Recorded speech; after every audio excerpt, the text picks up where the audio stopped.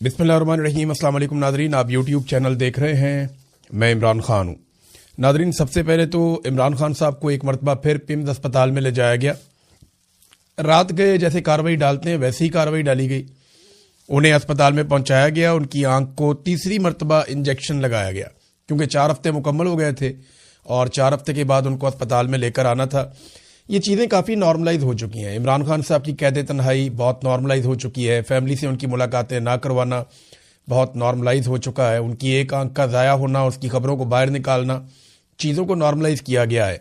उनके डॉक्टरों तक रसाई ना देना, फैमिली को मेडिकल सहूलियात के हवाले से मुतमईन ना करना, ये चीज़ें बहुत नॉर्मलाइज कर दी गई हैं। कोई पॉलिटिकल बयान इमरान खान साहब का नहीं आता, उनकी ओपिनियन बाहर नहीं आती, हालांकि वो पाकिस्तान की सबसे बड़ी पॉलिटिकल पार्टी के लीडर हैं। जो सोर्सेज से इंफॉर्मेशन मिली वो सिर्फ ये है कि इमरान खान साहब काफ़ी हाई स्पिरिट में थे और उनकी बॉडी लैंग्वेज बड़ी पॉजिटिव थी। अब मेडिकल के हवाले से देखें, वहाँ पे बहुत सख्ती है। अब ये इतलात निकालने में चंद दिन लगेंगे तो सूरत सामने आ जाएगी कि इमरान खान साहब की हालत क्या है। इमरान खान साहब ने अपने बेटे से जब बात की तो वहाँ पे उनके बेटे ने एक ट्वीट किया और इमरान खान साहब के अपने अकाउंट से भी ट्वीट किया गया जो उनका स्टेटमेंट है। ले देकर जो इमरान खान साहब ने बयान दिया, मैं उर्दू ट्रांसलेशन आपको उसकी बता देता हूँ। इमरान खान साहब ने एक्चुअली जजों के बारे में कहा कि जो जजेस हैं उनको शर्म आनी चाहिए, अपने आप पर उन जजेस को शर्म आनी चाहिए। हमने बार बार हम उनके पास गए, अदलिया के पास, लेकिन उन्होंने अपनी रूहों को बेच दिया प्रिविलेजेस के लिए, यानी जो उन्हें मिली हुई है मुराद, उनके लिए इन जजों ने अपना सौदा कर लिया। और इसके बाद उन्होंने कहा कि उन्होंने अपनी इंटेग्रिटी को भी बेच दिया। वो ये जानते हैं कि वो मुझे नहीं तोड़ सकते। ये इमरान खान साहब ने अपने मुखालिफिन के बारे में कहा जो उन्हें तोड़ना चाहते हैं। तो उन्होंने मेरी बीवी के खिलाफ भी इकदाम शुरू कर दिए। वो ऐसी गैर इंसानी हरकत बुशरा बीबी के साथ कैसे कर सकते हैं? ये मुझे ब्लैकमेल करने के लिए किया जा रहा है। वो 24 घंटे अकेले में गुजारती हैं, यानी उन्हें कैद तन्हाई में रखा जाता है। बुशरा बीबी के बारे में बता रहे हैं। और 30 मिनट के लिए हफ्ते में एक मरतबा उन्हें मुझसे मिलवाया जाता है और कभी ऐसा नहीं भी किया जाता। ये गैर इस्लामी है कि ख़वातीन को, बच्चों को और जो बुजुर्ग हैं उनको नुकसान पहुंचाया जाए या उनके साथ ऐसा किया जाए। और इनके जो मकासद हैं ना वो बड़े क्लियर हैं और जजेस इसके लिए जिम्मेदार हैं कि सोसाइटी के अंदर इंसाफ फराहम किया जाए। उन्हें शर्म आनी चाहिए अपने किरदार पे। ये इमरान खान साहब ने ख़ास तौर पे जजों के बारे में पैगाम दिया। फिर इमरान खान साहब की जानिब से अपनी कौम को ईद मुबारक का पैगाम भी था, ये खान साहब ने कहा है। लेकिन देखिए, हुकूमत ने और पाकिस्तान की मिलिट्री एस्टेब्लिशमेंट ने, या अगर सादा बोले तो आसिम मुनीर और उनके चंद लोगों ने, इन्होंने बड़ा नॉर्मलाइज किया इमरान खान साहब के साथ जुल्म को, जबर को, फस्तायत को। पाकिस्तान तरीके इंसाफ के साथ जो कुछ भी हो, इन चीज़ों को उन्होंने नॉर्मलाइज किया। यानी बलूचिस्तान के अंदर दहशतगर्द आते हैं, दंदनाते हैं और पाकिस्तान की सिक्योरिटी फोर्सेस बेबसी का इजहार करती हैं। ना इंटेलिजेंस इदारों को पता चलता है, ना किसी और को कानो कान खबर होती है। इतनी दहशतगर्दी पाकिस्तान में करवाई गई, इतनी दहशतगर्दी करवाई गई कि आलमी इंडेक्स के अंदर पाकिस्तान दुनिया का नंबर 1 मुल्क बन गया जहां पे सबसे ज्यादा दहशतगर्दी हुई है। अब इतना बड़ा टाइटल लेने के बाद एक पॉलिटिकल पार्टी को रोकने पे पूरा जोर है। जो सिक्योरिटी इदारे बेबस हो जाते हैं दहशतगर्दों के सामने। अब सुहेल अफरीदी साहब ने पशीन में जलसा करने के लिए जाना है तो कोयटा पहुंचना उन्होंने, तो वहां पे कोयटा में और पशीन में धड़ाधड़ सिक्योरिटी फोर्सेस पागल हो गई हैं। छापे पे छापा, कार्रवाई पे कार्रवाई, सड़कें बंद, ब्लॉकेज लगाओ, इसको पकड़ो, उसके घर छापा। दहशतगर्दों के खिलाफ तो इनकी घिग्गी बंद हो जाती है। हालांकि मोहसिन नकवी कहता है कि एक SHO की मार है।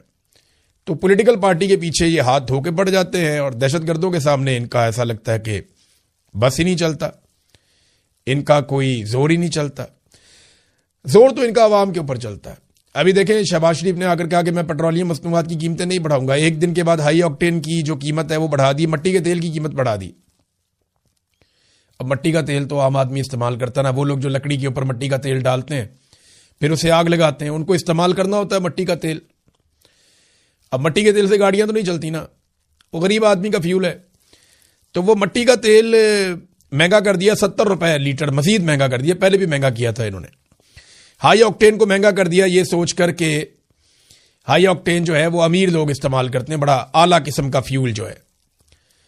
तो इसके ऊपर लेवी थी 100 रुपए, उसको बढ़ा के 300 रुपए कर दिया गया, 200 रुपए का इजाफा कर दिया हाई ऑक्टेन पेट्रोल के ऊपर।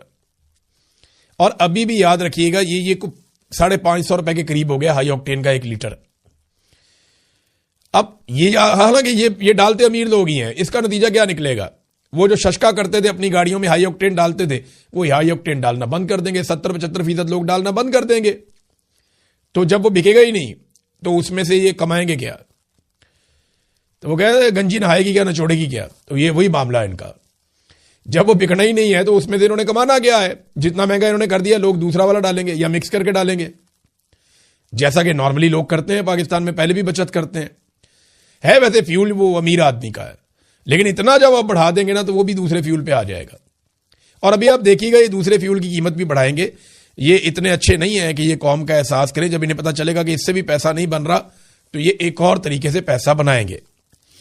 हालात पाकिस्तान के ये हैं कि इस ईद पे जो खरीदारी हुई है, मैं कराची की बात कर रहा हूं जहां सबसे ज्यादा खरीदारी होती है ईद के मौके पर, वहां पे चेयरमैन ऑल कराची ताजर इत्तेहाद जो है, उनके चेयरमैन अतीक मीर, उन्होंने स्टेटमेंट जारी किया, जनाब पिछले साल की निस्बत मजीद 40% कम हो गई खरीदारी। पाकिस्तानियों की कुव्वत खरीद ही खत्म कर दी पाकिस्तान की एस्टेब्लिशमेंट ने अपने इन मुलाजमों के साथ मिलकर। आसिम मुनीर साहब ने अपने मुसल्लत किए हुए टोले के साथ मिलकर पाकिस्तानियों की कुव्वत खरीद ही खत्म कर दी। हालांकि जब ये आर्मी चीफ बने थे तो उसके बाद इन्होंने दावा किया था 1 साल में मईशत को ठीक कर देंगे। इनका काम नहीं था, ये दावा करना नहीं चाहिए था, लेकिन दावा किया था। आज 4था साल हो गया इनको, मईशत का सवा सत्यानाश हो गया। सरमायाकारी पाकिस्तान में करने को कोई तैयार नहीं है, लगातार नीचे की तरफ जा रही है। गुर्बत की लकीर से नीचे लोगों की तादाद बढ़ती चली जा रही है। आधा पाकिस्तान गरीब कर दिया, लोग बेरोजगार हो रहे हैं, महंगाई लगातार बढ़ती चली जा रही है, लोगों की कुव्वत खरीद कम हो रही है, लोग चीजें ही नहीं खरीद पा रहे। ये इन्होंने हालात कर दिए हैं। अच्छा, अब ना टाउट्स और कुछ जो दिहाड़ीदार तबका है वो अजीबोगरीब किस्म के स्टेटमेंट्स दे रहे हैं। वो कह रहे हैं जी क्योंकि गल्फ ममालिक में पाकिस्तानी काम करते हैं, तो क्योंकि बड़ी तादाद में पाकिस्तानी यहां पे गल्फ ममालिक में मौजूद हैं, लिहाजा हमें उनकी बात माननी पड़ेगी, हमें उनके साथ खड़ा होना पड़ेगा, हमें उनके साथ जंग में हिस्सा लेना पड़ेगा। अगर हम ये नहीं करेंगे ना तो हमारे लिए बड़ी मुश्किलात हो जाएंगी, वो पाकिस्तानियों को वापस पाकिस्तान भेज देंगे। खाला जी का वाड़ा है। क्या सिर्फ पाकिस्तानी काम करते हैं गल्फ ममालिक में? मैं बताता हूं ये कौन सा झूठ है जो आपसे बोल रहे हैं और कौन सी बात है जो आपसे छुपा रहे हैं, और डेटा के साथ बताऊंगा। पहले ले लें सऊदी अरब को। सऊदी अरब में पाकिस्तानी कितने हैं जो काम करते हैं? 26,40,000। 26,40,000 पाकिस्तानी सऊदी अरब में काम करते हैं। बांग्लादेशी कितने हैं? 35 लाख। पाकिस्तानियों से भी 9 लाख ज्यादा। भारतीय कितने हैं? 26,50,000। पाकिस्तानियों से भी 10,000 ज्यादा। यानी बांग्लादेशी और भारतीय पाकिस्तानियों से ज्यादा सऊदी अरब में काम करते हैं। अब आ जाएं आप UAE, यानी दुबई, शारजा, अबू धाबी, रासुल खैमा, यही है ना UAE। यहां पे 15 लाख पाकिस्तानी काम करते हैं।